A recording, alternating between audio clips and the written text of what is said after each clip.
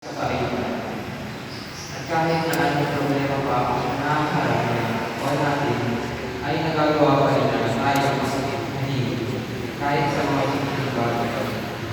I, or may we will listen any mga biroan with teammates or teachers sa faculty or support that we will never forget about him. Kahit na hindi ko discussion na dito, these memories with us will live on in our hearts and in the many lives we touch. I will miss his advice, his sense of humor, and the way he made every day feel special. But I take comfort in knowing that his legacy of love and kindness will endure. Mahirap isipin sa mga susunod na araw na hindi ikaw kapiling. I and Mama miss you so much, Mike. Thank you for everything. We love you. And I will carry you with me always. You may now rest in peace. I would like to thank myself and Sir Brian and the Christian family for never failing to support me and Tatay at your fullest. Even through difficult times, you were all there for him. And I am proud to be a part of your family. The Mario family thanks you all. At Tatay's 7 years of service, I may not be beside him all the time.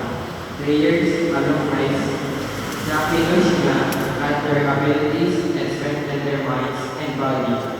I thank you for staying or looking after him for all your efforts and hard work.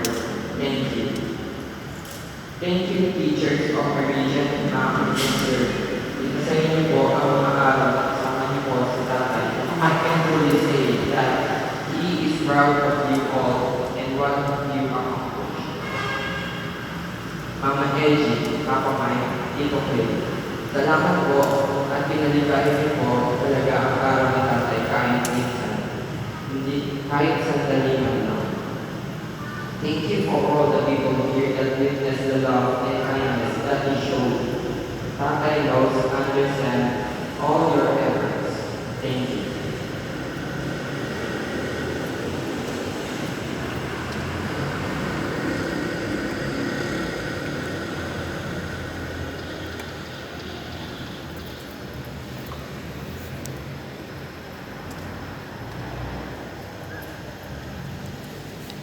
Picture na kayo.